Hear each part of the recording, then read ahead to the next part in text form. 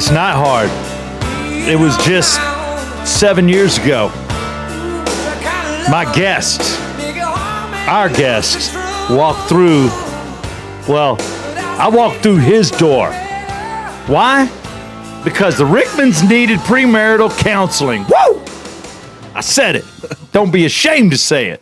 You got to say it. I'm Southside Steve. To my left, that is Brett Barney. Across the way, that is the on-again, off-again Tyler Maynard, hitting buttons and drinking a beer. Oh, yeah, I'm calling him out to his employer, Oxygen Financial, one of our proud sponsors of the Yeah Come On show, Mr. Ted Jenkins. Go to oxygenfinancial.net. If you have insurance issues, go to Circle 285. In other words, if you think you're paying too much, and I say that to our guest across the way, if you've been loyal to the big companies, the Allstates, the State Farms, you might be paying too much. Why? Because you're bunched in with a bunch of people that total their car 3 times a year, or their roof goes bad, or their trailer blows over. So if you're doing it right, pay less, circle285.com.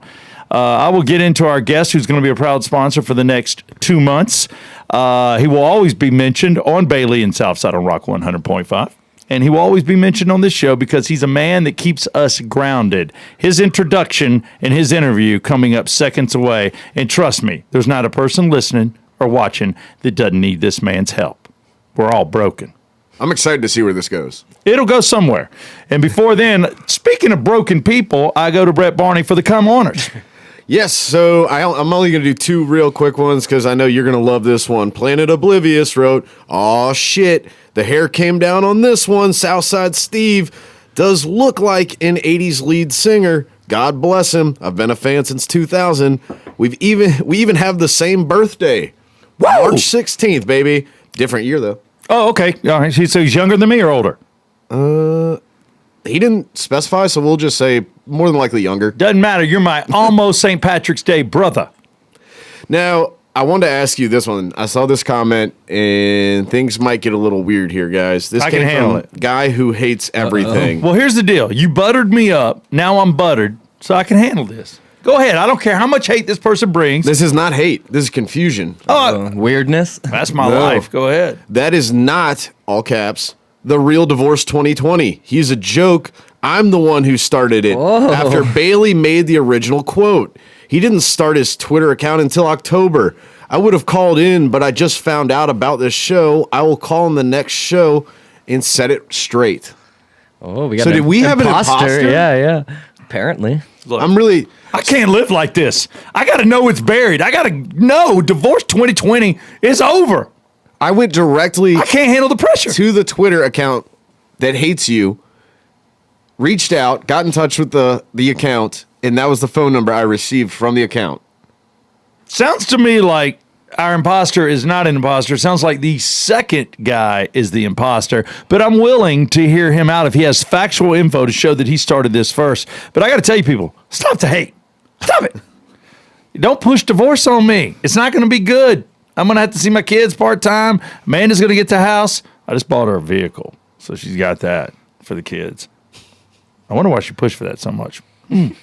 Interesting. You know, she is sleeping more on her side of the bed, but is that because she's 24 weeks, 25 weeks pregnant? Or is it me? Do you have a California king? You're overthinking this. I feel like you have a California I do. king. I have the biggest bed possible. Yeah. And my wife is like, well, she's on one side and I'm on the other. And in between, there's space for you in all your Laying glory. sideways. Yeah. In all your glory. All your glory, Brett. Brett in his glory.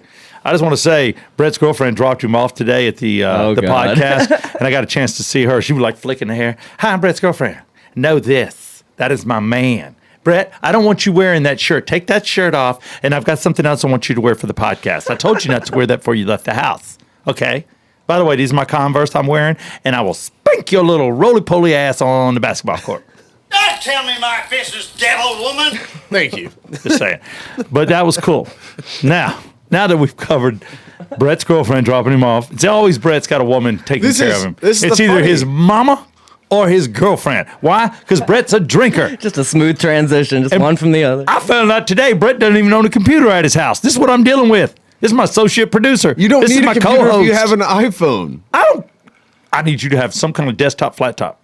Desktop, flat top. Okay. What was it, a grill? Yeah. Dude, all you need is an iPhone. Well, whatever. I've survived for 8 years, no computer. Your iPhone booked one of the sweetest people I know.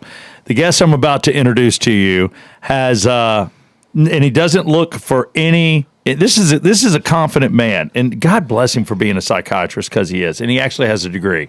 We'll discuss his background, where he studied, why he studied, and has he ever gone on a walkabout in Australia naked to get in touch with himself? He might have.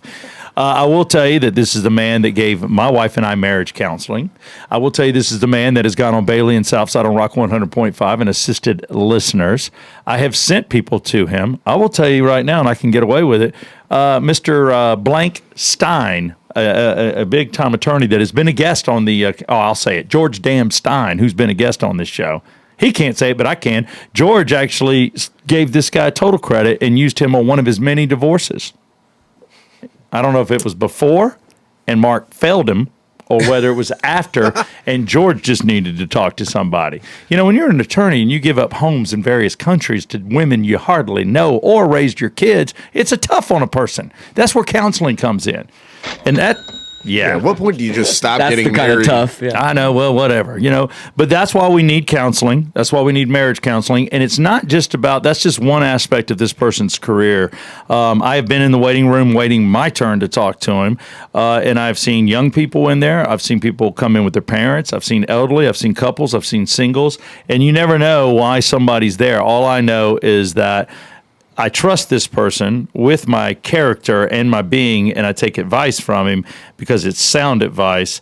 And his name is David Markwell, Dave Markwell, however you want to call it. His mama calls him David. David, get your ass in here. I don't care how smart you are, boy. Get in the house. He's got a very long beard, and I dig it. And he's also got a real cool Pink Floyd type picture on the wall for all you rockers out there. I don't know whether it's a Dolly or whether it's a Floyd, but something's melting on his wall, and I stare at it when I talk to him in between crying. Ridgeline Counseling in Marietta. Ridgeline. We're going to find out where the name came from, meet the person. Here he is, Dave Markwell. Dr. Dave, baby. Thank you, Steve, very much. I appreciate it. Those are some kind words. It is. You know what? You think about it. We're coming to you to make us whole, make us better. I got to trust you as much as I trust my wife. That's true. By the way, my mom calls me David Glenn, just in case. Oh, first and middle. Yeah. David Glenn, get your butt in here. That's exactly right. David Glenn Markwell, get in here. So, but There you go. Don't you love the sound of his voice? I do. I'll be honest, because we've spoken It's on the soothing. phone. I did not expect, you look like you're in Zach Brown Band. really, Yeah. Wouldn't you say? Yeah, Dave's cool. You look like a musician. I feel like he's just gonna play. awesome. him and Tyler are just gonna We'll have a jam jamming. after this. Yeah. You know what? Here's the deal. Dave may not be able to play an instrument, but he can play your mind like a fiddle. I know. I think I'm a little nervous. That's probably why I'm sweating. So, David, one thing I wanted to thank you for, and I want to get this out of the way. I get a call from my sister-in-law every year, and believe it or not, I come from very good people, even though, we joke on the show. We have a good time. Content, I've said many times, is for 21 and up. I don't think an 18-year-old can handle this shit. So, if you're 18, unless you're extremely mature, tune out. You're not ready for this yet. Whoa! But no, seriously, I'm a good person. And my brother is a camp director at a camp called Camp Aska. And they have no affiliation with this show. He's just my brother. And I've been to the camp, and I donate every year. So does David Markwell. And my sister-in-law is so touched by you and just let me know not even a month and a half ago that you still donate to the camp. And she just wanted me, if she hasn't written to you, to tell you how much it meant to them. And what an incredibly good person you are. You're quite the giver. Well, I appreciate that. I like what they do, the Camp Aska. I think helping the special needs and the challenged kids and so forth, I think it's something that I want to support. And they have no funding, so it comes straight from people like you, which is incredible. And they make everything themselves, out of wood. Out of wood! But no, I enjoy helping and so forth. And you had mentioned them before, and I looked on their site, and I just thought, that's a good group of people, and I just love sponsoring. Most of the time from our business, of course, for tax write-offs. Sure. We love It's the thing, man. Sponsoring those that are especially for children and families that are in need. That's the biggest thing. So if you ever have anybody else, let me know. Shoot Yeah. their name, and I'll add them to the The list. Brett So, Barney Fund. Brett For Barney Fund. penis enhancement. No, I do the ALS Foundation. That's my favorite. That's the one I always go for. I didn't know you gave. You should be collected just because who you are. He used to have his own charity. It is. I'm Brett Barney. needs a new Camaro. Brett needs something. But yeah, so those are the things that I know about you. And I know that you have a cabin that you've offered up that I haven't been able to take advantage of. Maybe my kids are 4 and 7. I'll jump on it right now. You don't want us in your house. But you know, I've seen nothing but generosity, and you've been good to the Bailey and Southside show on Rock 100.5. I know my partner values your opinion. Because he got a cabin near where yours is. Yours is more family and friends. What do you think? Dave doesn't charge. Bailey charges. Dave gives it away for free. Would Bailey charge you? Oh yeah. He would tell me to pay the house cleaning fee, but he'd give it to me, I think. You think? Yeah, there's a good chance. We'll see. If not, I'll go to Dave's cabin, which is bigger, and I'll yell at Bailey's people. I'll just tell you that place got rats. I yell from Dave's. They're real close. I'll yell from one balcony to the next. Rats! And I'll tell you right now, the owner has herpes. Jeez. And he licked everything. You're going to catch it. Those are the things I would do if he wouldn't give it to me for free. I would hurt his business. But no, your business, I don't want to hurt. If anything, I want to help. So Ridgeline Counseling, Dave, can you give us a background? I don't even know how long you've been doing it. You counseled my wife and I think Brett and I both have got a couple questions just to show off your expertise. Sure. But where did it all start? And I know you're conveniently located in Marietta, and you got a nice open parking lot. You do not pay for parking when you go see Dave, and you park and you walk straight in, which is a beautiful thing. Well, I've got 2 offices in Marietta. One is near the square, and I've got a therapist that works out of that office. And the main hub is there in East Cobb, Johnson Ferry, Shalford Road. That's where I went, the main hub. Right. I'm a main hubber. And then we also have an office up near Blue Ridge in McKaysville, Georgia. Is there crazy people in Blue Ridge?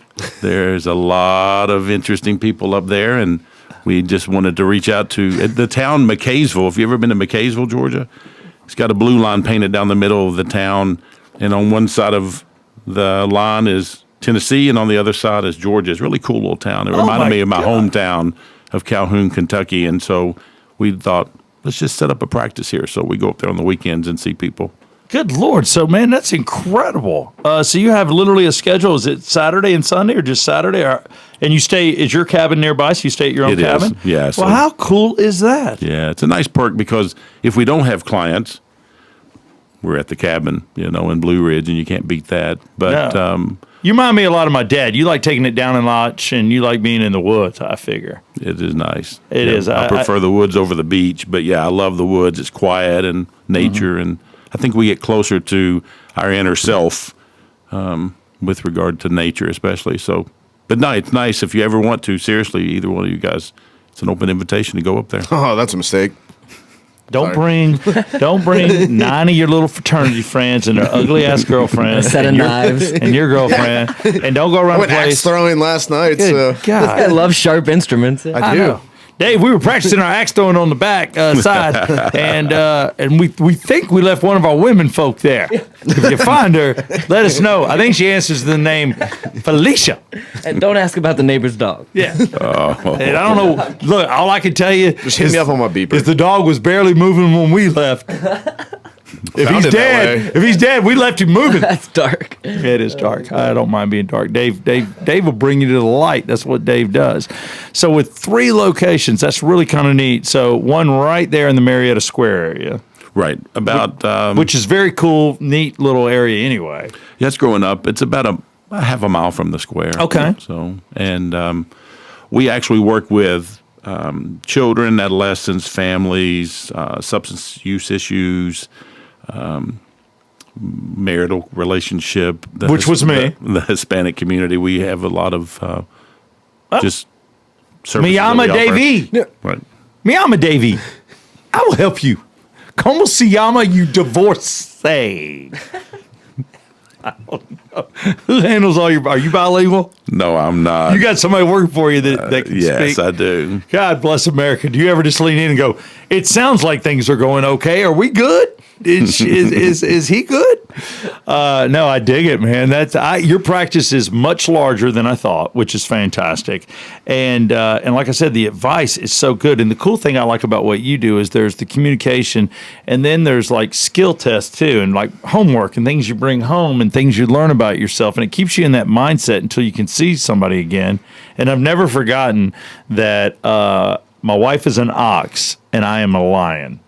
Right. That Dave diagnosed that. And it's just because I get loud and I can scream. I'll be like, what? Hey, what? My wife is just steady and she works hard and she just works like an ox. And then I'm like, hey, what? And I don't mean half what I say. My roar is just, don't get scared, Brett. My roar doesn't mean much. I'm just kind of, No, I'm not I'm scared. just loud. I don't want you to be scary. Don't be scary.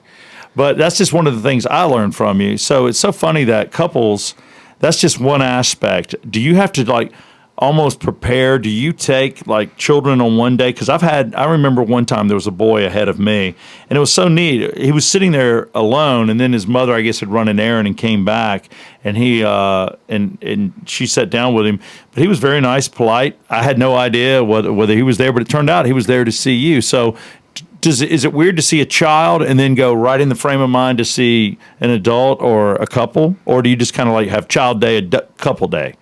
Actually, it's pretty nice to do both. So what happens is, based on scheduling, I've got 2 rooms. One of them is primarily more of a kid-oriented room, game room, playroom, and then the other is more of what we call the family room, couples room. And I have kids that will go into either one of them, but it actually helps me get through the day because I'm not sitting in one room all day long. So if I see a couple of married relationship issues and then 2 or 3 hours later, I'm in the kid room playing, some type of game Uno or something with the kids. It's kind of like just a nice break to kind of like move between the two. So, have you ever looked at somebody, and I know it could happen, like say Brett came in, and he's with his girlfriend that we just met, which will last like, 4 weeks of his life. I'll take the under. I think so. So will she.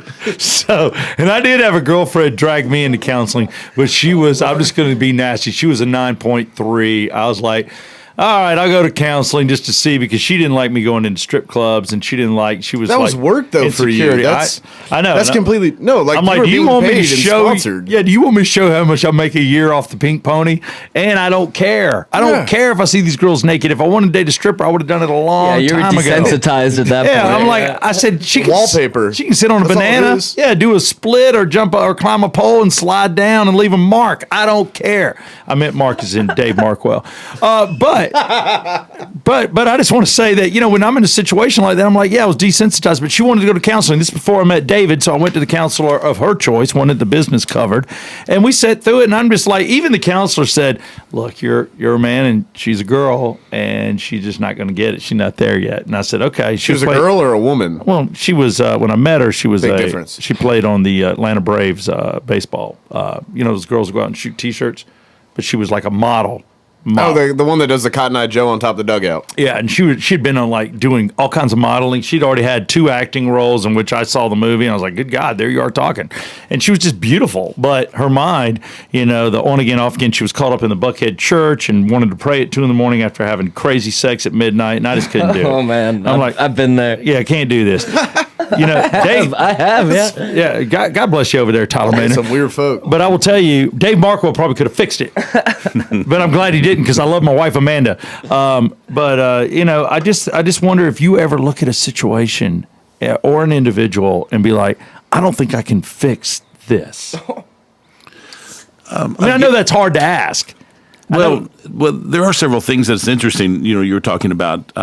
There are some things that you have to look for that are kind of like indicators that this couple may have more than just solvable issues. They may be perpetual issues. And part of that has to do with how long they've been married. There are a couple of pockets of time where relationships are more susceptible to divorce. The first 7 years of your marriage, even though the marriage... So that's a real thing. Sure. There's Okay. Wait, so you're more susceptible during the first 7? to divorce. So, for example, in the United States, They call it the 7-year itch or something like that. yeah. Right. So, for example, in the United States, the marriage divorce rate is basically for every 2 marriages, there's a divorce. So, if you imagine 2 people walking in to get married or coming out of the courthouse getting married, there's also another couple coming out that've been divorced. It's like betting on the coin flip at the Super Bowl. That was a great analogy. Keep hitting. Teed them off. Keep going. But no, It's almost like a quarter. Yes. 50-50. You know, Dave. It's so bad. Dave, it's like when they throw a flag. You know, there's the penalty. but like, It's like a yes or a no. But in those first 7 years, though, what happens is it actually goes up. It's actually closer to probably more equal for every 2 marriages. There are, equal amount of divorces. Then it settles back down from around age or year 8 of marriage up to around year 16 of marriage. Then from 16 to 20 years of marriage, it goes back up again. That's when I'm going to be in trouble. Well, partly Because I'll be older, the kids are raised, and she's like, yeah. Well, partly due because the kids are older and they're starting to launch into finishing high school. And they can handle mommy and daddy getting divorced. Yeah, I'm in the 11th grade. I'm getting ready to go to Auburn. What do I care? Yeah, it's I'll so see y'all easy. when I see ya. I'll be expecting double gifts on Christmas. Peace. And I'll be like, oh my God. No, I'm fine. No, Dave, but I think I'm going to keep it together. And if I'm at year, where am I? I've been married now since 14. 5. No. 6. 6. I remember you just posted this on Instagram. or Yeah, something. but I've been with her for 7. 8. We've been together since 2012. So I've been with her for 8.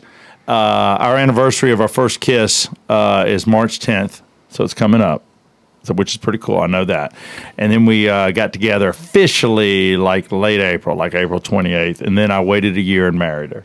I dated for 1 year and asked her to marry me. Then I married her. Does that period of Steve and Amanda being together prior to marriage go into the 7-year rule, or is that like the day you're married? It's a good point. When the 7 years start. If we're living together. Well, it's depending on the commitment. For example, if they're I was dating- monogamous. Okay, so it might be, it could be counting on. Just It's say not like- necessarily like the beginning date of the signed. Yeah, because if you're living together, that's My close brother and my enough. sister-in-law were together for 9 years before they got married. Oh, that's too Oh, long. wow. Yeah, they met at 18 and got married at 27. Good God, he missed out on a bunch of fun effing years. I mean, what was he thinking? I mean, seriously, dude. He met somebody and he's happy. Now they have Yeah, kids. but just go ahead and get married, Junior. I mean, what are you waiting on? And that girl, Financial stability. Good point. Yeah, that would be an issue with couples, and couples is the one area I know to talk to you about, Dave.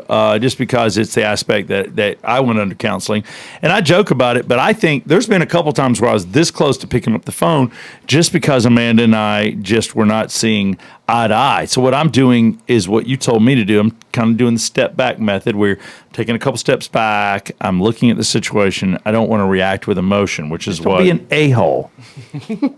I don't know where that drop came from. I know it's me. Don't be an a-hole. It's you. Damn. You need to take your own advice. Can I hear that clear? I want to hear that clear. I want to hear me say that. Sure. Just don't be an a-hole. Okay, cool. All right, that helps me. That's me talking to me. Okay, good. But that's basically it, right? Just think about it. And she made a joke with me when I was walking out of the door, knowing that I was going to see you. By the way, she says hello and love you, Dave. And she said, what should be more important to me, pleasing her and her wishes or my sons? Ooh. Point. The focus right now, because you do have Brooks, of course, usually happens is the focus is on the kids, children. And I know you have another one coming. Congratulations. Thank you, David.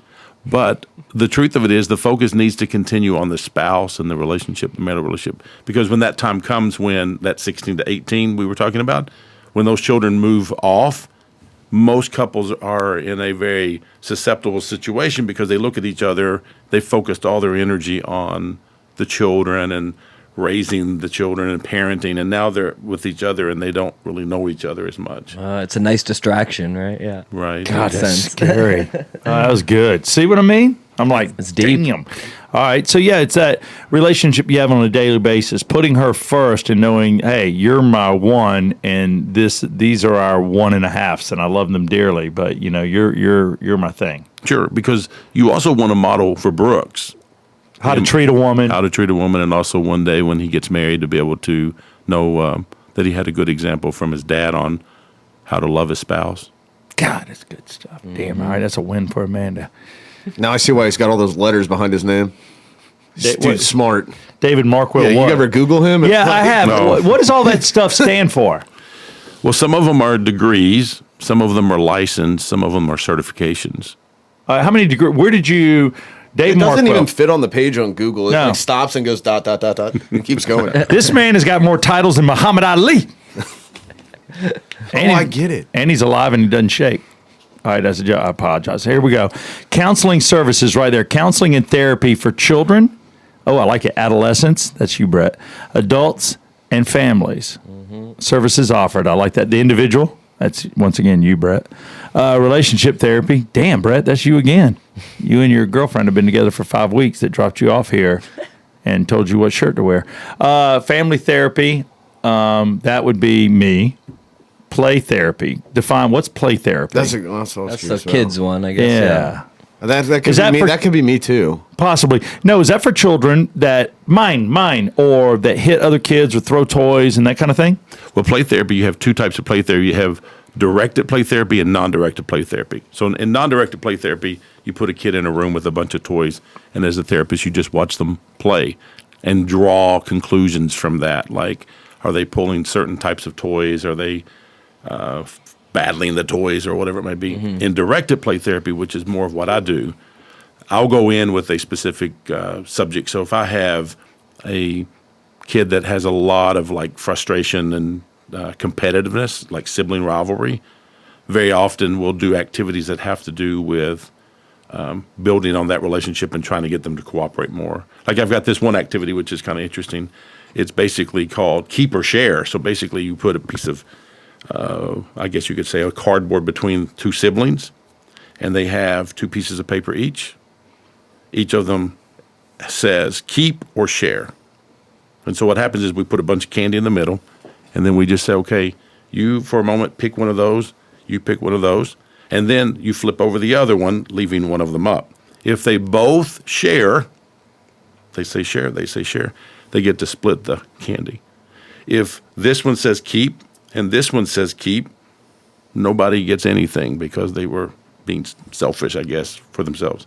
But here's the interesting. If one says keep and the other one says share, the keeper gets the candy. And it's very interesting to see what Wait, why happened. would the keeper get the candy? That's what I thought the everybody. share was going to get the candy here. No, 'cause once he That's keeps, the way the world is, yeah. Yeah, all right, Sadly. so we say he should have done this on Steve and I. This would have been great. so he keeps it, and then you want to see if he's going to share it.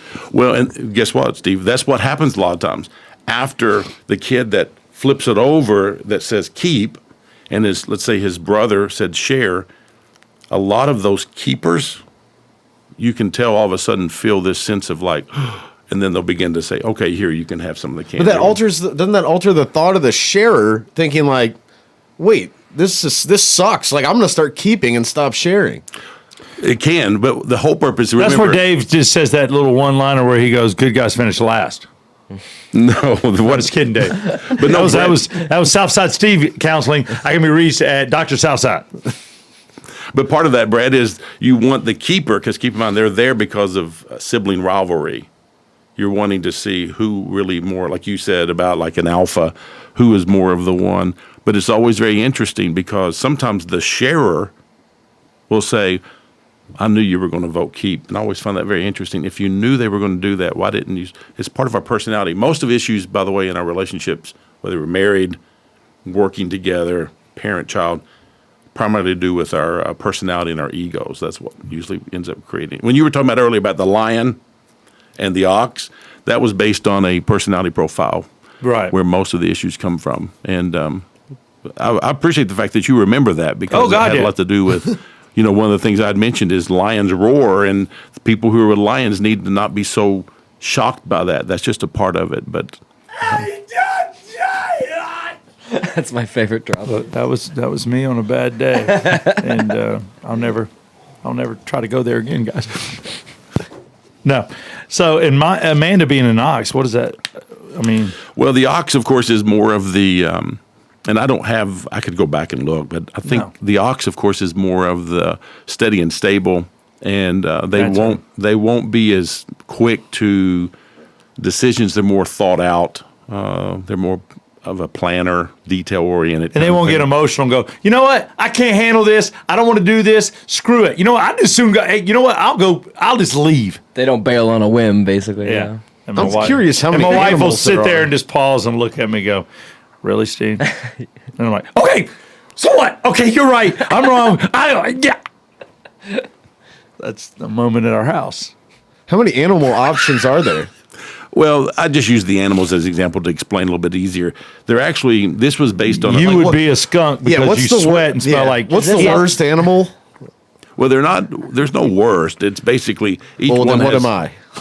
You're an otter. Each one of them has a No, strength you're and a not. You're an weakness. otter. You're an otter. You're low to the ground, low rent, low person, and you're low weight. Yeah, So like a beaver. Otters are pretty. aggressive too. You could be The aggressive. beavers are Let the it- workers, basically, sometimes, and then the otters are more of the playful and have fun. And Yeah, those kind of let things. him get drunk. He turns into a goddamn werewolf. So is this based off the Chinese zodiac, or is this all animals that anybody? No, it's can actually be? based on a profile system called the DISC, D-I-S-C. okay. But just to kind of, instead of using the term dominant, which is the lion, or the I, which is the interpersonal, which is more of the human, I use terminology so people can kind of stick with it. Because the likelihood is, for example, someone who's removed from counseling years may not remember what letter was I, but they may remember, oh, I was the lion, or whatever it may be, and it kind of sticks with people. I'll never forget it. I'll never forget it. There's all kinds of things that you've said to do that I remember and that we do.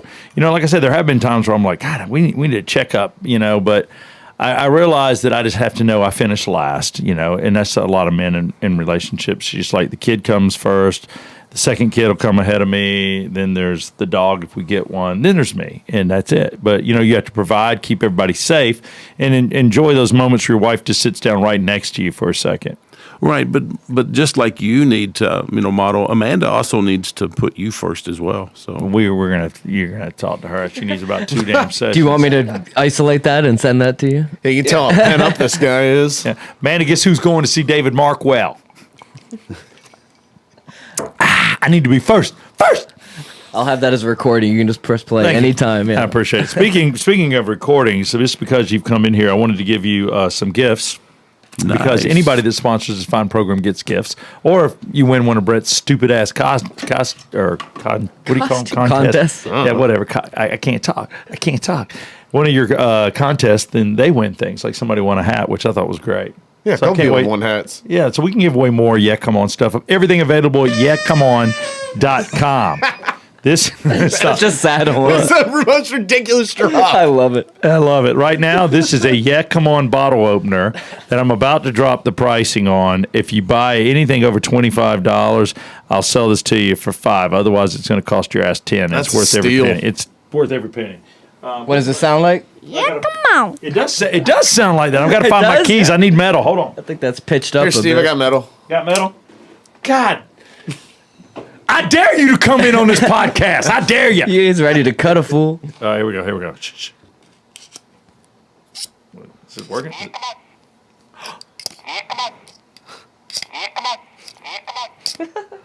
Dave gets to hear my lovely voice every time he pops the top. nice. There you go, Dave. I didn't want you to go home without that for sure. And I've got you a couple koozies. And then I've also got you the Yeah Come On koozies and little Yeah Come On stickers. And you got the official Yeah Come On Sweet. lid. There you go. So there's some gifts for David if you want to pass those down. Sorry, those are not yours. There you go. That is from the Yeah Come On show and yeahcomeon.com. But yeah, just the communication and everything you talked about. That's why I wanted to have you in. I know Brett has got a couple silly questions, but before I'm not okay. Just hold on to your questions, and I hope it's not. Is it anything? Is it your life, or are we getting into your life, or our life, or what are we? Okay, Asking for a friend, that kind of thing. yeah. This is a friend situation. There's a little bit of serious, and there's a little bit of ridiculous, and there's probably a little bit of inappropriate, and That basically sums up our show. Yeah. Hi, David. My name's Brett Barney. I've got a friend that's on the fence. Do I like men more or animals, and why am I with women? Jesus. It's almost like you know the conversations I've had recently. I'm just kidding. What's his name, Brett? I cannot tell you. I cannot tell his name.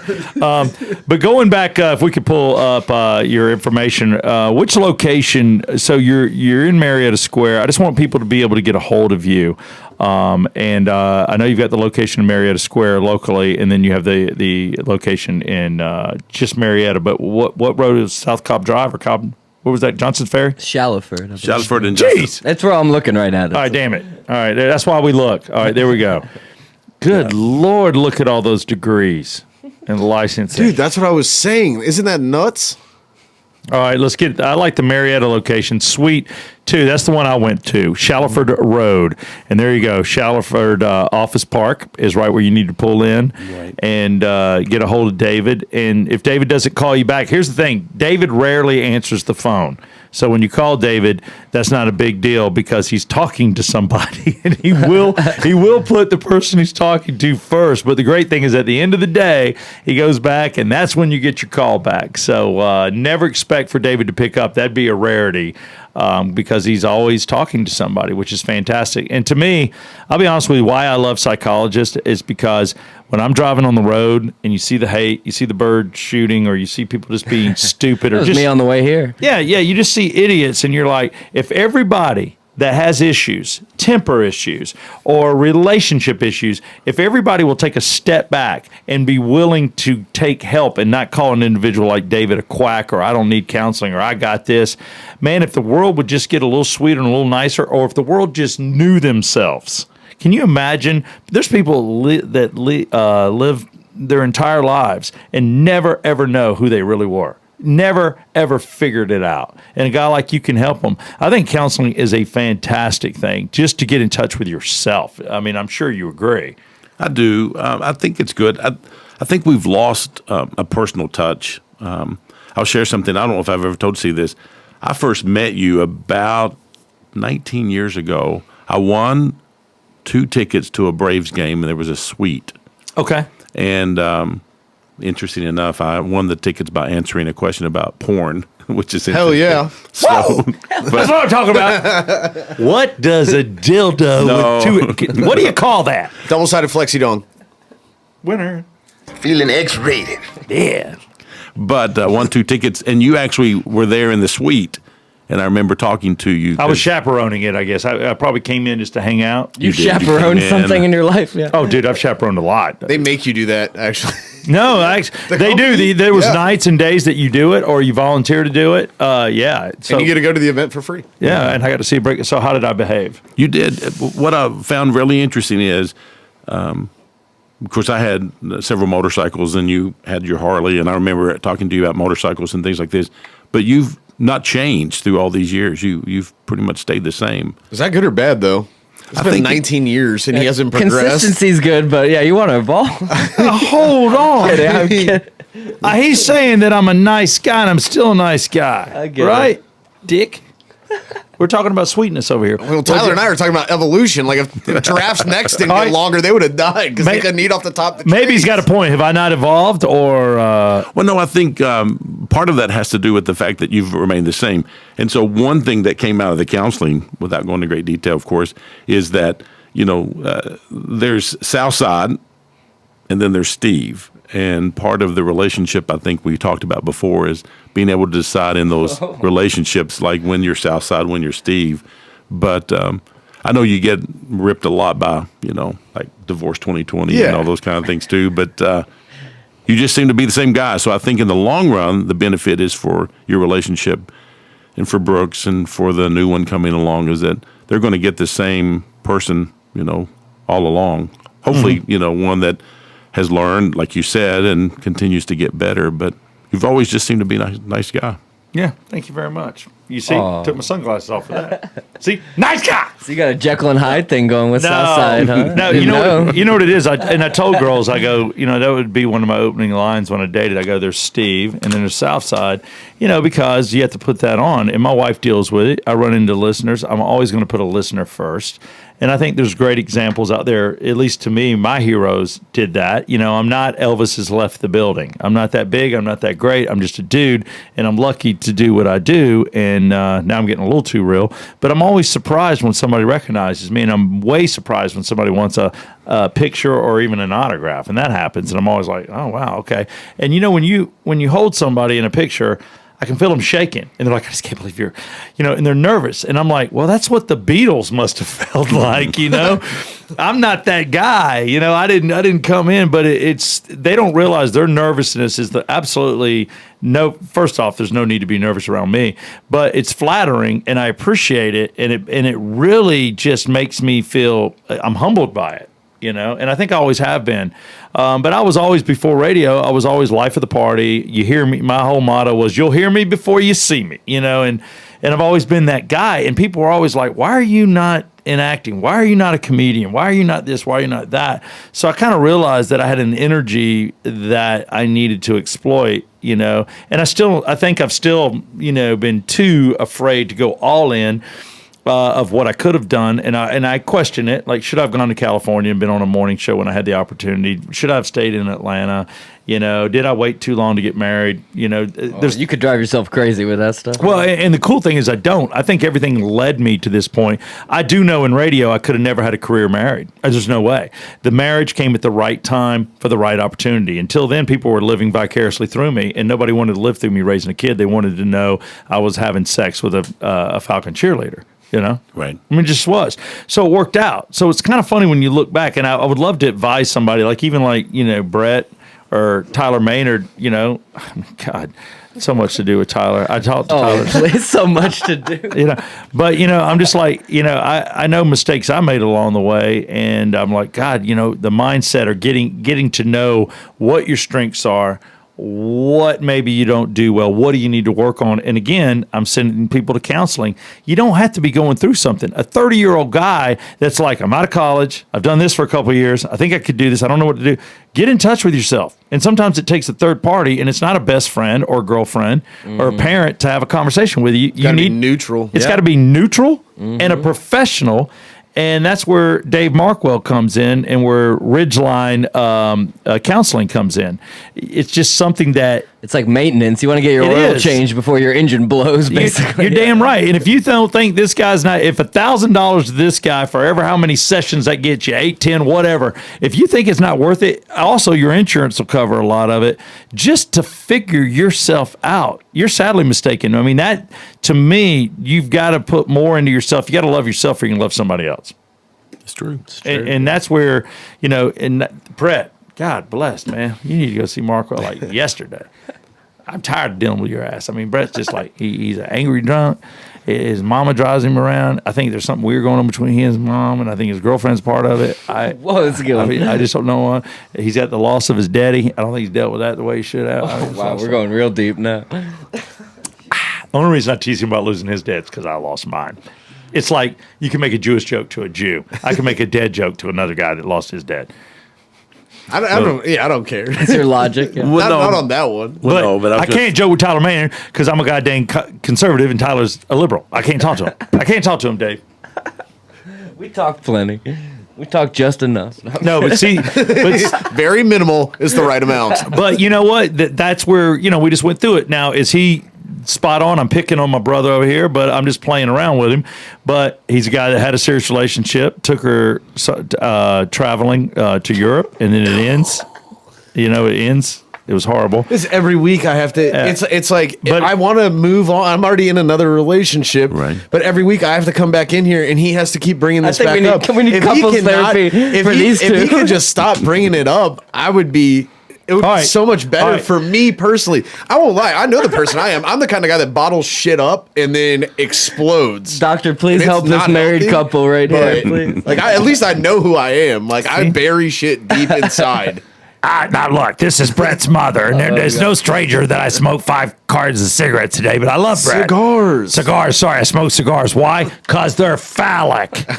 I like showing a guy across the room what I'm capable of. That's what I do. And at night, I can be found picking up my son or puffing or sucking on suckers.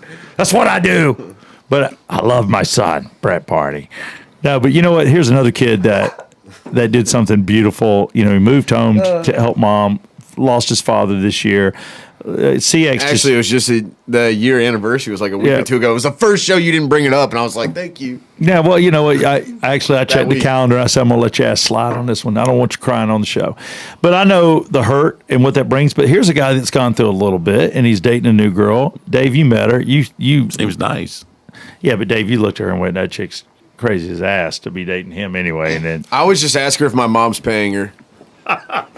you're like, when you see Are the somebody checks still clearing? Here's the deal. You see somebody that hot with Brett making recommendations on his clothing. I'm like, he's drugged her. He's drugged her. She asked me the other day if one of her eyes went cross-eyed, if I would stay with her, and I looked at her and said, I think that people would look at us and That's say, awesome. that makes sense why they're together now. That's actually Even the scales a bit. Yes. actually that's a funny. I like that. She just went up in my book. But see, there's a guy he's also got a lot of potential. And I know you do too, Tyler, but I'm just concentrating on the okay. Yeah, jackass it's all- on I know camera. in my offense coat. I'm just the closest one right now. Yeah. But you know, he's got a lot of potential, and he's got a couple career opportunities, and he's working, and he's just at that weird point, and he's going through, you know, a lot living at home. But here's a guy that might need to talk to somebody just to regulate out. When you meet a guy like that you see that's just trying to get on course, stay on course, you know, keep their eye on the ball, so to speak.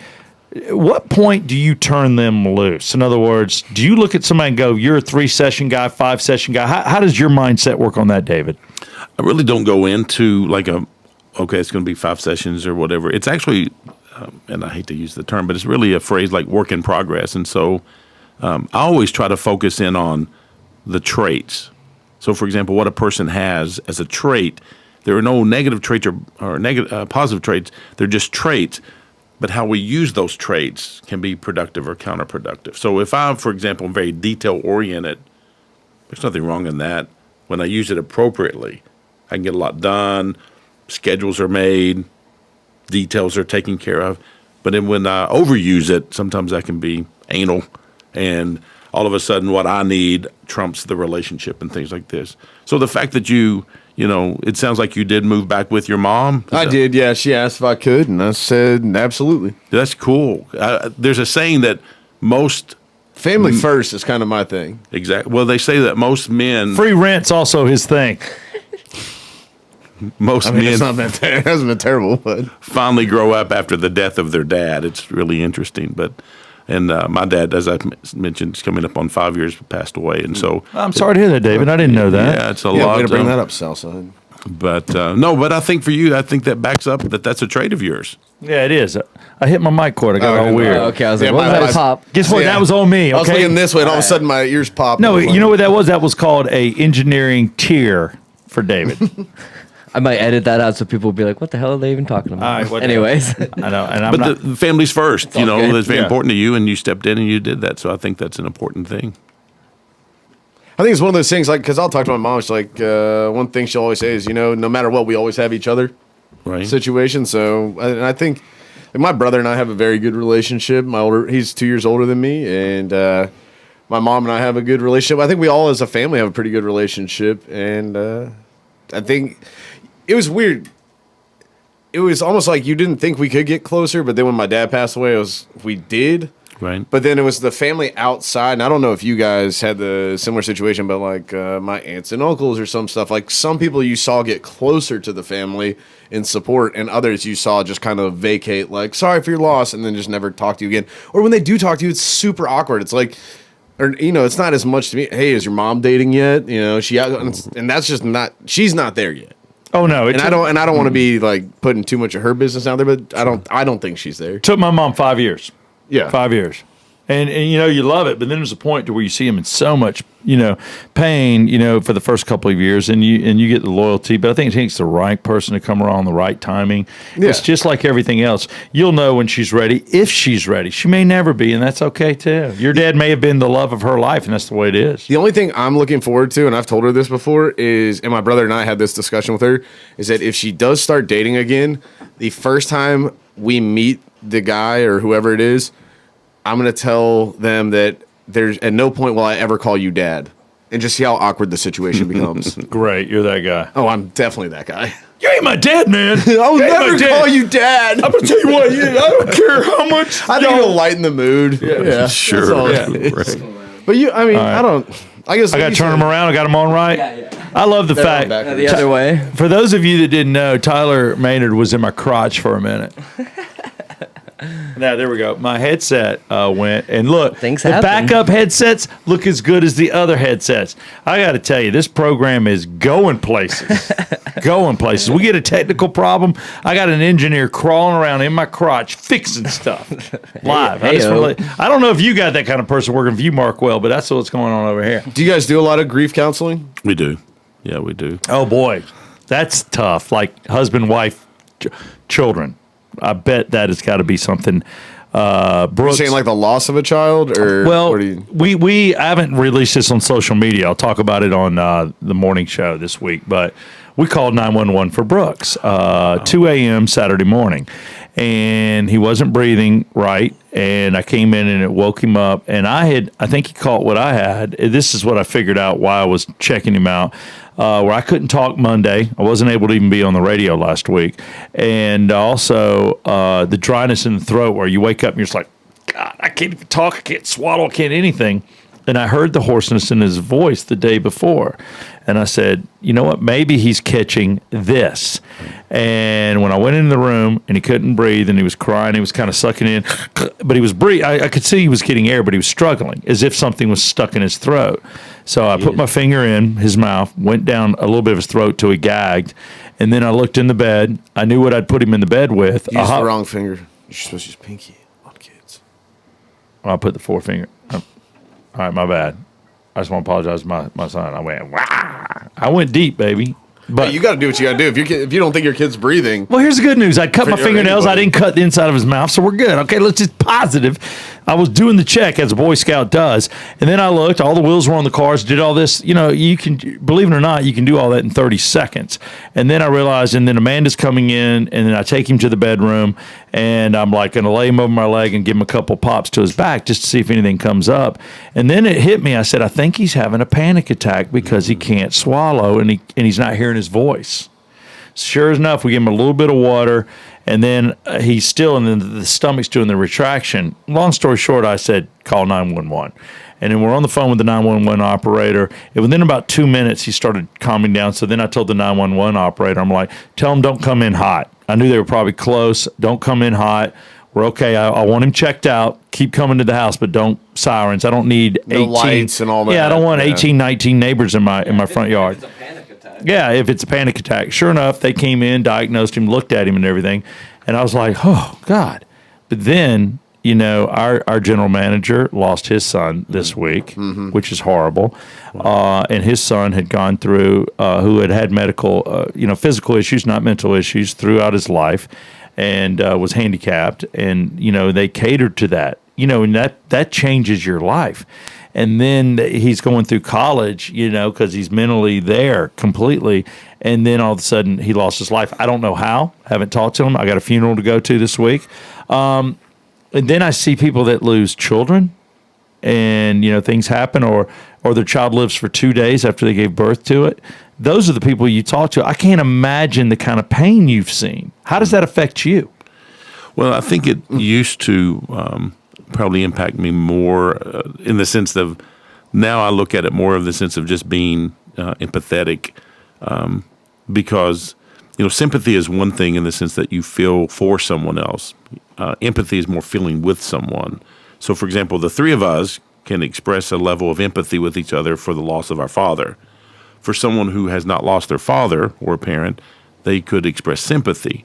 So I think a lot of just life experiences has helped me in those sessions. I've not lost a child, but the sense of just being with people, there's a lot of pain. I mean, the truth of it is, where everybody's hurting. You know, there's a lot of trauma that people experience, and I'll go to something earlier. You talked about that you are a person, Brett, that like just kind of pushes stuff down and so forth. Oh, definitely. Okay. There's a saying, what we resist will persist. So you got to be aware that if we resist dealing with things, we think it goes away. It actually No, it doesn't. Right. No, I know it doesn't. Okay. That's good awareness, though. That's good. Oh, I'm very Right. self-aware. Kiss who just passed a course. Way to go, Brett. Gold star. I know. So what would you say? Don't do it. Right. Because ultimately, and you made the point. I'm trying to stop. Like, it's something I've actually been working on. Good. Well, sometimes what stays in We're going to be in a better friend and a co-host too. Yes, sir. Yes, sir. is that fear sometimes stays in the way, fear and patterns.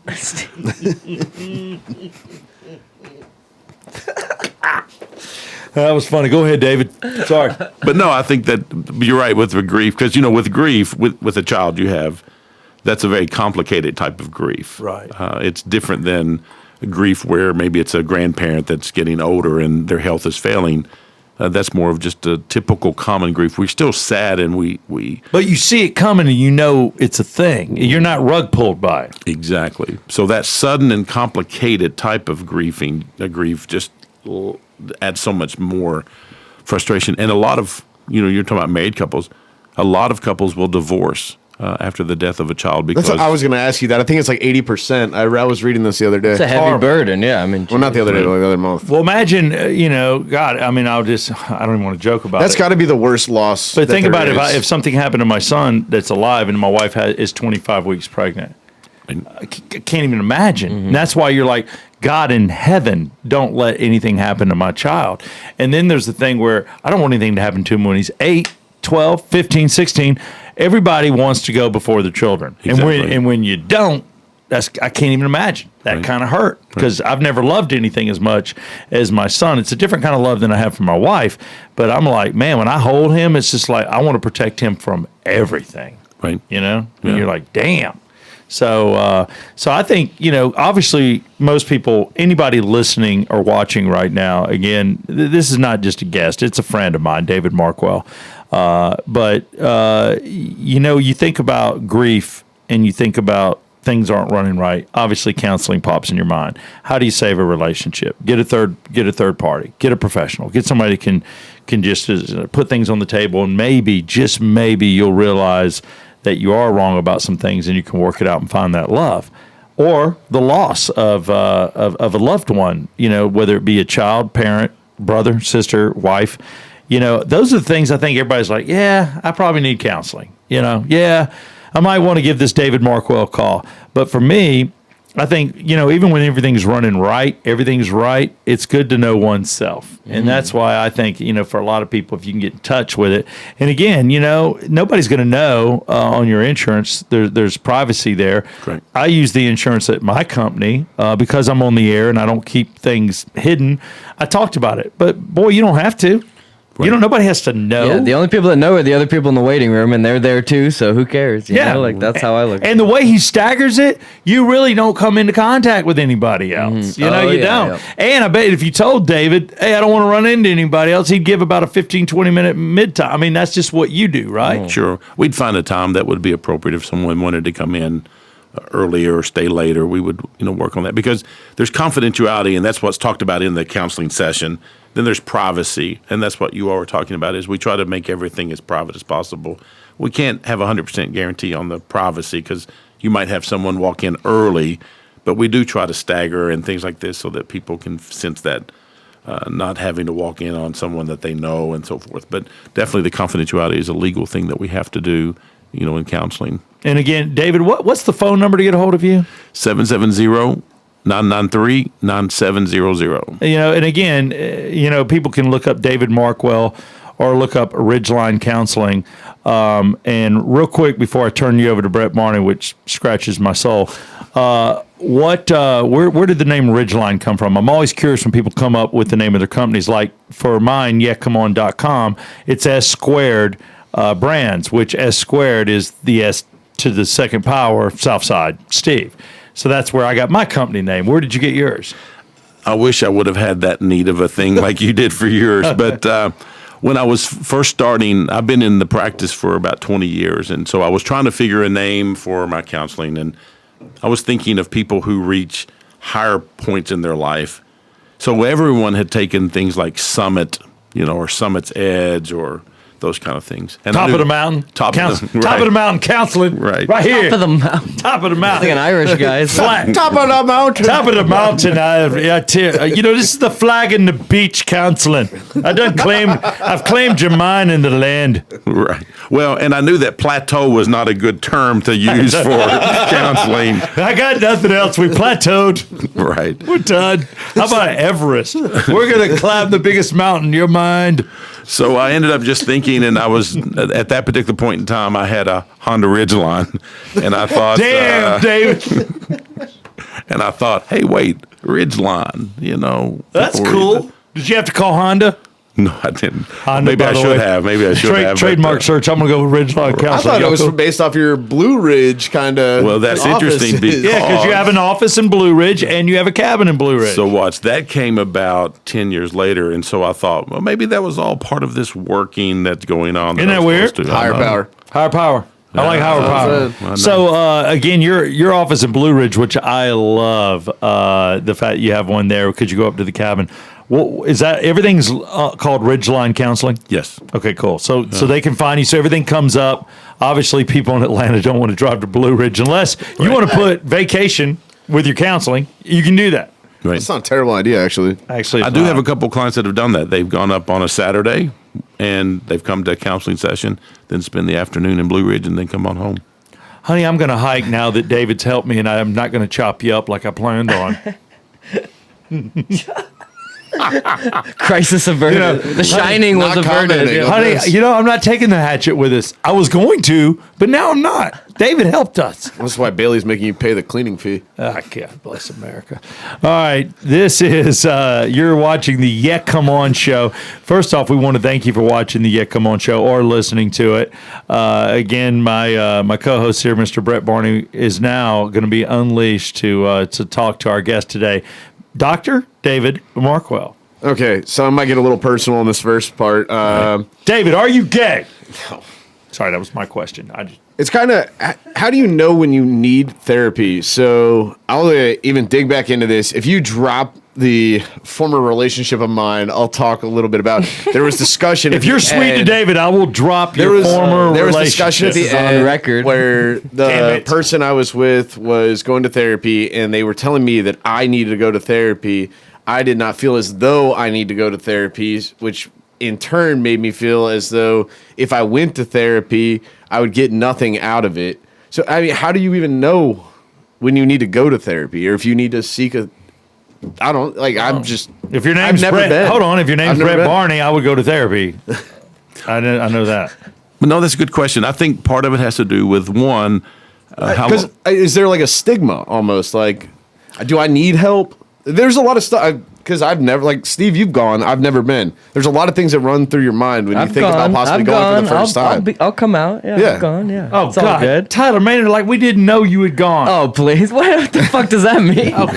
First, hold on, David. Before we get Sorry. started, I just Oh, want to God, here we tell go. you, I'm Tyler Maynard's mama, and little Tyler, he went to bed till he was like 14, and we used to put him in what we called the urine shorts, and these were shorts he would wear. That would It's all right, Tyler. Here. You're not alone. How did you know this? No. I just knew he was going to urinate himself, and he used to say to me, David, he would go, "Oh, it's so warm. I like it so warm." Ooh, and then it gets so cold. I like being warm and then so cold. I love the thrill, Mama. And then and then I just told little Tyler, like, you got to put on your man shorts and get rid of the urine shorts, and he did. And ever since then, he quit wetting beds. But he has troubles, and he did go to counseling for it. We used to call him. This is so bad. I got a snicker. We called him the urinator. So, David, I just want to tell you, Cracking yourself I up. just want to tell you that my baby boy, Tyler, has seen counselors. Mama out. What's wrong with your head, man? So when do you know if you need to go to counseling? to counseling. Well, there is a stigma. Some people do have a feeling that they're going to go in and feel like that. Why do I need to talk to? I'll tell you. I'll run you through everything that went through my head. Why do I need to talk to somebody else? Why can't I solve this on my own? Is there not somebody I could talk to that's already in my life that I'm close to, like my brother? There was a million things going through my mind. Why do I need to do this? Well, all of those are correct. I mean, you could talk to a family member, you could talk to a friend, you could work through. Going to therapy doesn't mean that you don't have the capability of getting through what you're going through. Yeah. But sometimes it really is very helpful. I've been to therapy myself. All right, and hold it. Really? Yeah. Who do you go to? Yeah. Who do you trust? It was many, many years ago. I bet he talks to himself. He records it and then he answers himself. No, Well, you know, David. Yeah. David will be like David will be on the liquor up in Blue Ridge. What is wrong with me? He lays on a couch, talks into a recorder, gets my up, word. hits play, goes and sits in a seat with a notepad. Right. Probably should have said that closer to the mic. That's great. So there was a counselor you trusted, which is great. Yes. Well, and it actually just sometimes helped me to throw out my thoughts or to say, okay, I don't have any thoughts. What do you think I need to do at this particular point in time? But part of it, I think, has to do with if you've exercised or tried to use all those other options, Brett, like, for example, and you're still feeling like Just running into a wall. and it's still kind of lingering.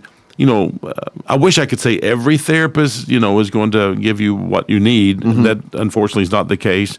But I think sometimes just to go and see if there's a connection or rapport, and then just to be able to have somebody you can throw that out there and just kind of have them give back to you what they feel like that you need to do. But I think a lot of times it depends on how long you've been dealing with something. I mean, so many people suffer silently for such a long time, and I think that's unnecessary because from a human standpoint, our bodies, we just simply keep carrying that weight. Well, I think what I found out that was kind of funny about this is I did start talking to a good group of people that I trust, that are close friends, people that I work with, that I just have close relationships with. Yeah, he came to me and I told him to F off. Well, no, but here's the funny Again? thing. Yeah. The funny thing was a lot of times when it was just me and the person talking one-on-one, there was not a single person that hadn't already gone to therapy at least once and said it's worth a shot. If you think that you need to go to it, or if you just are even curious, like, it does help. Every person, like, because you've been, and I don't want to name the other people that I spoke with, but Right, yeah, right. I'd like to hear him. I'm not Please, saying I yeah, won't out now. them I'm not right that. now. I'm not that. I can say George Stein because I said it on the radio because George has actually even said I should go see David. You reached out and then Stein knew that somehow and he was seeing you previously and he goes, and I look at George, anytime you look at somebody that is very good at what they do and somebody you completely trust, and George is a family friend, the things he's done for my family, I can't even put into words. Even though he's known as the DUI attorney, he's like, no, this is the guy. This is the guy you talk to.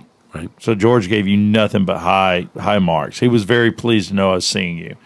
And I told him, I said, well, this guy just reached out to me because he's, we were talking about, and at that point it was the regular guys on Rock 100.5, and we kept joking about me getting married and and then you came on and goes, hey man, if you want to see a counselor prior to getting married, it's a smart guy because he knew he'd get some publicity out of it. But I thought he did it more as a friend. And then I found out today that I met David 19 years previous in a Atlanta Braves suite and that we had talked. And I'm sure that's where it came from. So I think for you, it came from a very good place. Not everything has a business angle, but why shouldn't you profit or take advantage when you're good at what you do, when you're one of the best of what you do? I think you have to share it, and I was glad that you opened up and came after me. And I think it helped me and my wife's relationship for sure. Right. And I love you for that. Yeah, when you see a high-powered guy like George Stein, too, be vulnerable like that enough to go or whatever. Yeah, and I'm like, helps. wow, okay, cool. And George doesn't tiptoe around it. He doesn't mind it. There's guys like us that'll talk about it. But there's guys like, Brett, it's his own business. If he wanted to see you, it doesn't ever have to come out. Nobody will ever know. Sure. Except your insurance company, because you're a fool if you don't let your insurance pay a percentage of this, because that's why you have it. Right. No, you go. No, I was just going to say, I think a lot of times it depends on if you've used some of those others and it's still lingering. Bartenders very often can be great counselors because they just listen to people and they talk. Now, the reasoning for it may be Hell various, yeah. but beauticians can be hair designers can be, all those types of things. But yeah, I want to give a shout out right now to Balance Salon, CJ. She's helped me through a you're lot. the people that do your highlights, listen to your problems. When I can't get to Dave Markwell, I go see her. And let me tell you, when you get your highlights done, you Poor got girl. You got plenty of time to talk. By the way, my girl, after watching the last episode, was like, "Man, Steve's got great hair." Thank you. And you know what? You let it hang on the last show. I did, and I'll tell you right now, David had a full head of hair. When I went to my first counseling session, he gave me his hair. And I want to say thank you, David. Donation. you're welcome. But you know what? The son of a bitch wouldn't give up the beard, though. Kept it. Wise choice. So Steve was talking about this earlier. I'm going to do like a little bit of a callback. Going to therapy, And we'll with get through somebody, this quickly. Yeah, so- going to therapy with somebody you're dating as opposed to somebody you're married to. Oh, boy. Right. Do you think that I'm somebody along the mindset of if I'm dating somebody and the relationship's really to the point that we need therapy to be successful, I probably shouldn't be dating them anymore. I could probably just move on and find somebody else that I could have a successful relationship without needing to have a. I don't know. I've never been to therapy. Yeah, I'm no, the only that's one a in here. decent- I don't know. This is just my thought process behind some of this. So That's not bad. but like I do get that if you're married, like if I'm married and I have a kid, like you said, when you have a kid, you no longer live for yourself, you live for the kid. That's how it is, and I know that. So, and if therapy is something that you need to continue a relationship, yes, I get that when you're married. But when you're just dating the person, to me, it's like, come on. Yeah, true. Well, I think it depends on the relationship. So let's say, for example, you've been dating someone for a period of time, and a lot of people will go for premarital counseling because they know that that's the next logical step for them. So that one, I can understand why some people go to counseling. What does that consist of, though? Premarital, are you engaged already? Were you guys engaged already? We were engaged, and he knew it, and he reached out, and it's a great thing. The Catholic, What does it consist of, though? The Catholic Church, Church does it, yes, The I know. Catholic Church does it. We did that as well. But I told Amanda, I said, that's going to come from a religious point of view. I want to come from a Psychological, mental, pretty much personal. mental point of view. Yeah, with a person that will have a neutral position and give us. I wanted the educational. There's one thing about church, and I get church. I believe in God. Not everybody. Well, they have one does. book that they follow. Spot on. But if you get that, that's fine. But you've got to get the guy with the degrees. You got to get the guy that's going to talk to you on a level of business, relationship, and that kind of thing, which I don't think the church is qualified for that. They're going to come at us from a religious It's a point of situation view. where you don't. If you're going to read something, don't read one source. No, you've got to, yeah. In my mind. This You know what is, I mean? yeah, well, you know, as it's, many opinions as possible. it's Yeah. a difference between And then create your own. Well, you're dealing with a person that is educated, that has faith, and knows the church, and knows the Bible, and knows the Lord, which is the most powerful thing in the world. I get it. But then you're dealing with a guy that is skilled, that is has degrees, and is a professional. And I need both. I think professional for sure. So there's pre-marriage. So for premarital, what you typically try to do, and it's more limited, you like so many sessions because you're trying to just hit the topics that usually the research shows are more of those that bring about discord or chaos in a relationship. So you usually talk about like personality differences, as I mentioned earlier. You may talk about financial matters as to how we're going to handle those financial matters, conflict resolution and management, family history, because we definitely, a lot of times we are products of our environment, and so we will bring things in from that, positive or negative. And so that's usually what's covered in premarital. But if you're dating someone, I usually say that, yes, if you're just dating, there's really no need to go to counseling. But let's say that you're with someone that potentially could be on that track of someone that you're going to commit it to, but you're beginning to struggle a little bit.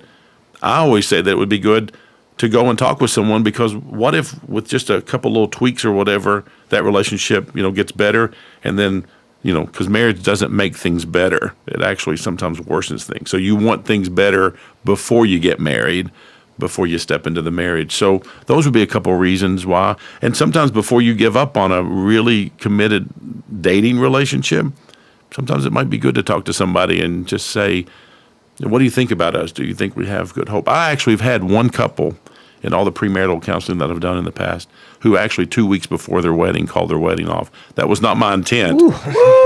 That's heavy. That was not my intent. But it was much cheaper for them financially and everything else to end it Yeah, it saved them a lot of headaches. then 2 weeks later to get married, and then 6 months later divorce, and so forth. But So based on your counseling, they figured a couple things out. They did. That maybe we shouldn't be together. right, even though they were going through the motions and they were getting closer and closer to it, but that's what we covered in premarital. Now, the purpose of premarital is not to break couples up, but it is for the purpose of like To clarify the relationship is what it sounds like. absolutely Yeah. right. I'm gonna Is your girlfriend's breast real? Okay, we're not talking about. I'm gonna start. on you, so pretty. I just noticed when she came in. I'm just trying to help Brett's relationship. I'm gonna thought start. I'd ask. Yes, they are. I'm gonna start asking really random questions. So if I Sorry. and I wrote this before even meeting you. Okay. So if I'm Hey, off, has your girlfriend had Yeah. labia surgery? if I'm off That's base, no rejuvenation. Just see how I'm just powering through. Sure. If I'm off base, just keep going, Right. or tell me I'm off. So I want to talk about fetishes. Okay. Is your And girlfriend like a peacock feather in her no spot? how common are fetishes, and how strange are people that have foot fetishes? Oh God! Oh man. There are Coming fe- after me. there are fetishes and there are kinks. You have to be. Wait, what's the difference? Well, the difference between the two is a kink, usually, from my understanding, it's more something that you're involved with yourself. It's more of a kinky kind of thing. And the We all know you're a foot fetish guy And or a a foot f- kink. But now, David, fetish is okay. more of what you like. So, for example, I know, for example, it's very common knowledge that Steve likes Mm-hmm. feet and toes. That would be more of Visual. an attraction or a fetish, not necessarily. I don't want to ask him what he does privately. You can with ask feet. me, David. Ask me. Let's get into Come it. on, I like, do let's get a nothing. little open on this show. Nothing. I have never sucked a toe. I've never poured hot You've chocolate never on sucked a toe? I don't even think I've sucked a toe. Cut. I have sucked toes. I don't suck toes. I hate feet. I But- despise them, and I've done it. There was a girl named Dawn that I dated, redhead, hot, crazy. Thank God you're out of my life. I sucked her big toe once. redheads, yeah. Oh my God. I don't even know if it was real or not. I'm like, you know what? You're crazy just for making your hair look red if it's not normally red. Yeah. But she was hot. She wore a toe ring. I actually bought her a diamond toe ring. I never bought that for a girl before, but I did. Swear to God. So, but yeah, I sucked her big toe, and I was like, okay, I got nothing out of it. So for me, David, it's just a visual. I like a girl to be in shoes. I like good looking feet. There's a way I like the feet to look, and that's it. And if the girl has jacked up feet, it doesn't matter what she looks like, ankle up. I would not be with her. So there you go. But what about like when somebody asks you to choke them? Oh, here we go. Well, Like you've never been there? I've been there. One girl. Yeah, come on. One girl asked me to choke her. She was a Wild Bill's beer tub chick, and true story. And I felt uncomfortable with it because I It didn't. is uncomfortable, isn't I it? don't want to kill anybody. And you don't want to leave a mark on them. It's just weird. Why are you asking David these questions? You're really putting him on the so spot. it basically consensual would be definitely the most important part. Is it a consensual kind of thing that you're wanting? Yeah, it's not because I'm not in. She is. Yeah. I'm like, find somebody else to choke you.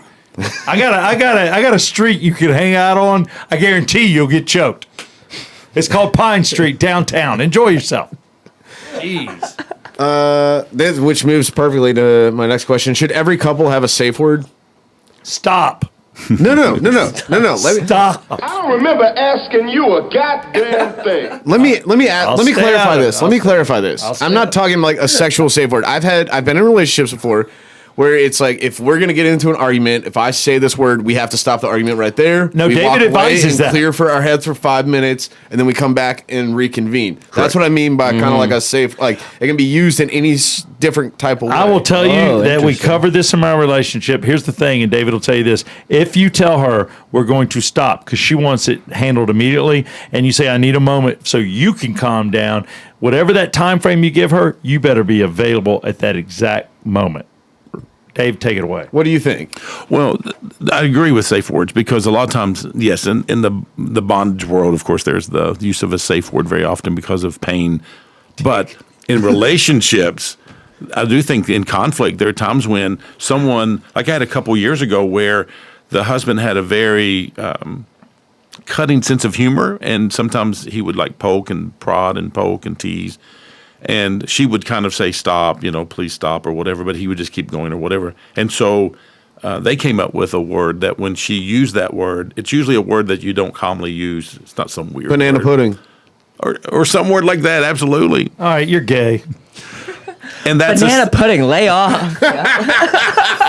It's never what I just Sorry. came in my head. Sorry. but that I signals said buttermilk, you bastard. but that signals to the other person that okay, we need to take a break. And by the way, if you have a safe word kind of thing in arguments, you do need to have kind of a plan as to once that word is said, what do we do next? It's not just saying the Wait, word. what do you do next? Well, and that's where some couples will need to take a break. Because think about it. Anytime we get agitated or threatened by something, in our brain, there's this part of our brain called the amygdala. The amygdala gets activated biologically. It's Is that not the like, reptile brain? Yeah. and Is so it? what? Yeah. Yeah. And so Okay. what happens is we basically are going to go into 3 modes. We're going to do fight, flight, or freeze. And so fight doesn't necessarily mean always a physical fight. It could mean like we just go into an argument toward it or address the situation, confront it. Flight doesn't mean we're a chicken. It may just mean we're going to back away from this. And then there's freeze. Freeze basically just says, right now, I'm not going to make the other 2 choices. I'm just going to sit here for a few minutes and wait.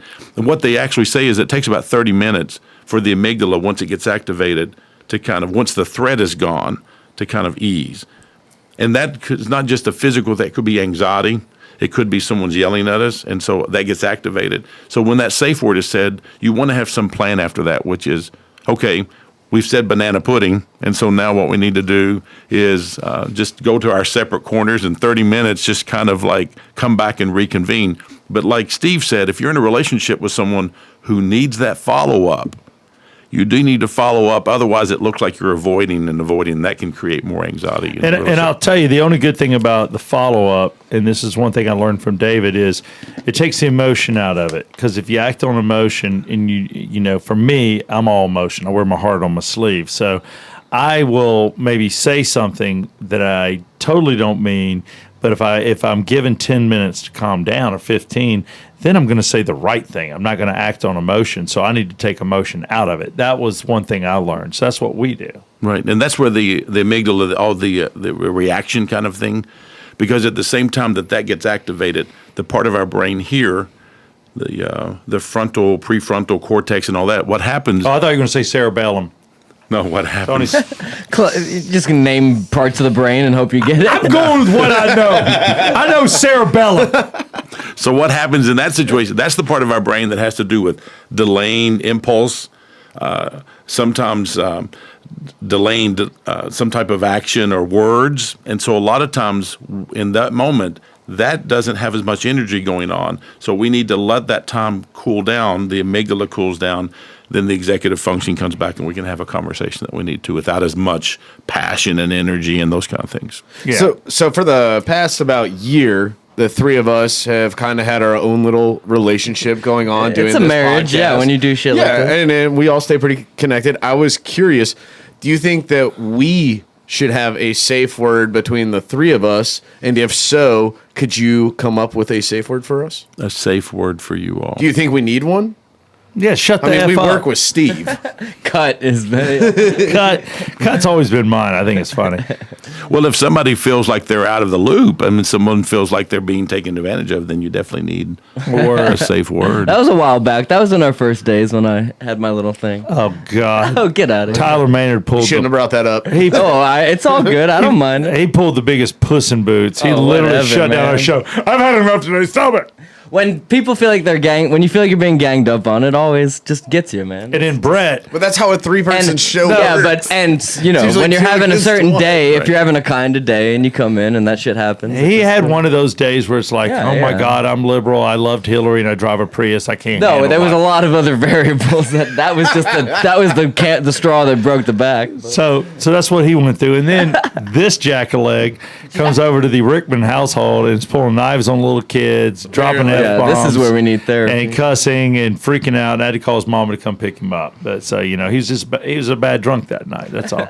I'm a businessman. You're going to give me half off. That's what I'll happens ask you. when you start crushing moonshine at like Right. 2 in the We're a afternoon, 1 complicated in the bunch afternoon. here. Yeah, so that. So do you think we need a safe word? outside of that, We we could haven't have had one. We haven't had any problems though since then. I mean, No, we're all Well, if good. it's not very common. here's the then- one that hasn't broken down. Why? You got thick skin. Yeah, you know what? I do, and I didn't used to, and I developed it. True story. I mean, you're the one that got all butthurt about me coming to your house and being a man. Being a man. Threatening kids as being a man. No, had you not pulled knives on children and dropped F-bombs and taken my shotgun in an aggressive manner, we'd have been fine. How did it end in gunplay? He's down in my basement going through my shotgun. Here's how you run. I'm like, Brett, that's a cocked weapon, and you're drunk. And hey, damn it. I have a child upstairs. He was ready to shoot. Let's shoot one through the floor and see what it does. He's not telling the real story. Hey, here's what I call. It's called walking roulette. I shoot up through the floor, and here's the deal. Above me is your kid in this room, or is he not? Let's go. Roll Tide. Roll Tide. And he's screaming out his alma mater and everything. Crimson and Clover makes me a rover. I didn't know where that was coming from. God damn it. What should our safe word Georgia be? with the redneck. What should your safe word be? For the three of us. I don't know. It needs to be a neutral word. Gay. Oh, yeah, right. That's not neutral at all. You use that too much. All right, how about, what would be a good How about banana pudding? There you go. We already found it. Yeah. God, nobody. I eat it, but I don't enjoy it. It's not like I look what? forward to Banana pudding's It's okay. I amazing. love bananas. All right, banana pudding is our safe There's a word. great spot in Athens that has awesome banana pudding. Oh, really? Where I used to go. I'll get with you after hunting. the show. Yeah, it's a really good spot. Well, because you think about it, banana pudding is actually going to kind of bring everybody back to this moment, so you'll know. Okay. Yeah. You laugh All about right. it. Because David said so. And I'll do it. maybe somebody would have thrown that out a little earlier with the thought that this question was going to come up, and that would be our safe word. Enjoy it, boys. Banana pudding. Banana pudding. Do y'all have safe words in your relationships? Do you? No, just stop. No. Yeah. Stop. Oh, mine's Seriously, stop. Mine's Nutter Butter. That's weird. Seriously. No, I'm being super serious. Stop. How There's realistic? really no other way to take that. Yeah. How realistic? I is said the, stoppy whoppy. Stoppy whoppy. How realistic is the movie Analyze This and Analyze That, and TV shows like Sopranos when it comes to therapy? Good question. I love The Sopranos. I love the ending of The Sopranos. With is he Journey alive? playing. All right, now hold on. controversial. Hold on. Before he goes into your question, because I dig it. So you're talking about professional and on sitcoms or in movies. How spot on are people that are playing psychiatrists, right? Yes, good. All right, Like- that's your question. I've never been to any of this stuff, so Okay. it's all new Before to we me. address that, I'm glad you brought up. I hated the ending of The Sopranos. I love the Journey song, but I didn't know what the hell was going to happen, David. Right. Well, I think it was perfect ending because it led up to, of course, that total darkness and total, ending. Cut to black. They cut to black because of all the build up prior to that when they were talking about, what happens when you die. Remember when he was in the fishing boat and talked about Yeah, with so- Bobby Bacala. Yeah, and he just like, everything just goes dark. Okay. And I think it's a perfect ending. They say, do you hear the shot? And then at that particular point in time, you see the one guy walk by, and you're thinking, okay, this is getting kind of. And the build Is he a hitman? Is he a hitman? Exactly. And then the girl's parking for some reason slowly, getting her car, but she has just enough time, Meadow, to get in. So they're all in the booth. Right. And well, I love the ending because I don't know if you all ever watched Dexter or not. I love it. Dexter. Okay. The Saw last all. season kind of stunk, but It's all right. What did you think about the ending of Dexter? Did not like it. Really? See, I did because he was a sociopath. And what better way as a The hurricane, though.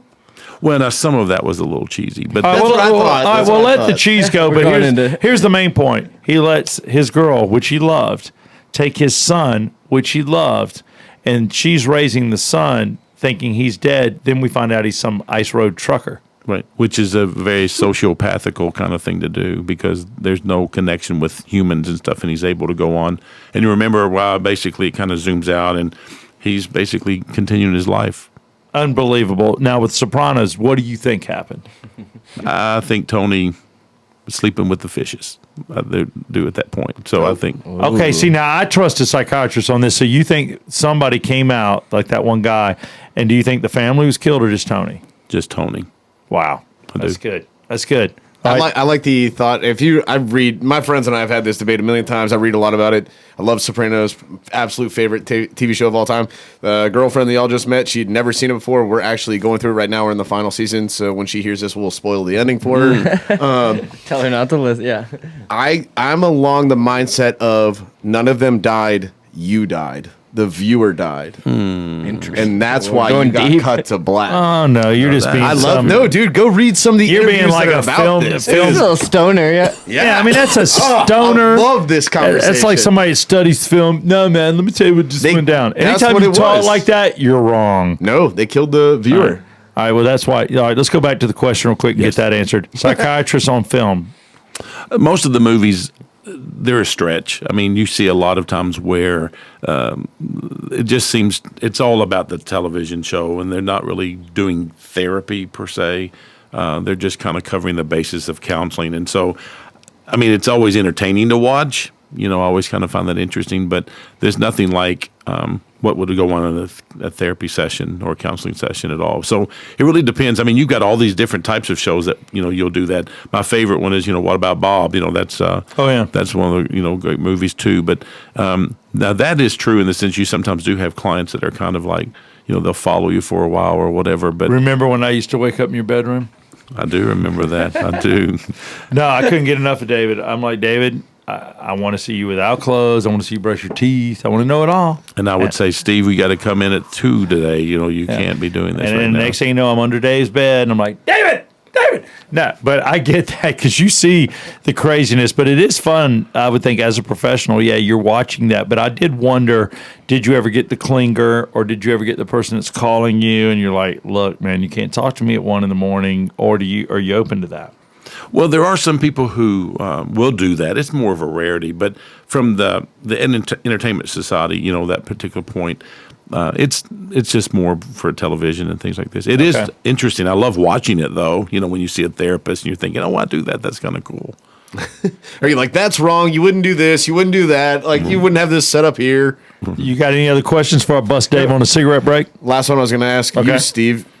Is Tony dead? Is he alive? Tony's dead. Tyler?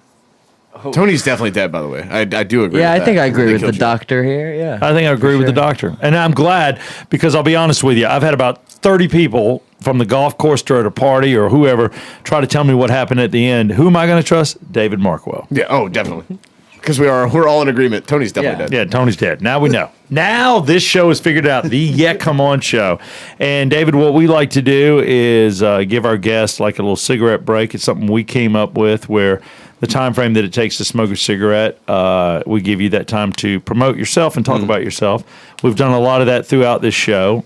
It was our privilege to have you on. It is also our privilege to have you as a sponsor for the next couple of months. And I just wanted you to take a little time just to get a message out to anybody here at the end of the Yeah Come On show on how, again, they can get you, or maybe your degrees, or just anything that you'd like to say about yourself. Kind of puts you on the spot, but I think you can handle it. Sure. Well, first of all, I do want to thank you guys for having me here because I know you brought in some really big hitters, athletes and big-time attorneys and people in the Entertainment Society. And so I really appreciate the, opportunity to be here and so forth. But no, with Ridgeline Counseling, it's more than just me. I do have other therapists. I've got about 6 other therapists that work there.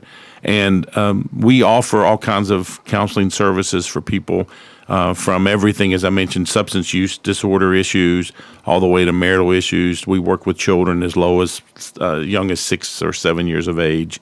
And and we do take insurance. We have sliding scale for those that may want to choose not to use their insurance. That's another option. So even though some people have insurance, they may not want to do that for. Which is good to know. There's a sliding scale. You're like, okay, we know you're paying out of pocket. I'll deal with you at this level. Sure, and that's all based on they just look at a sheet of paper and they mark where they fit. We don't question. They don't have to bring in their W-2s or anything like that. That's just all about building of trust or whatever. But one thing that I do think that at Ridgeline Counseling and the therapists that I have there is I like the therapists that are there, and I like the work that they do. And I always feel like that it's a reflection from the very beginning of, who may answer the phone call or whatever, because I want everything to be one where it's, giving back and giving back and giving back. And so we just want to be, available for people. And that's why we started the place up in McKaysville. It's a town of about 900 people. And we just felt like, there's a lot of substance use issues up there, very little counseling. Now, they have a very different view of counseling in Fannin County than, let's say, Cobb County and Fulton County. It's much more open here for therapy, for people to talk about therapy. You don't talk much about therapy up there. So it is one that's a little bit more quiet. So we have to be, more special with, privacy and things like that. But anything, that we can do, you can contact me through, it's markwelltherapy.com or 770-993-9700.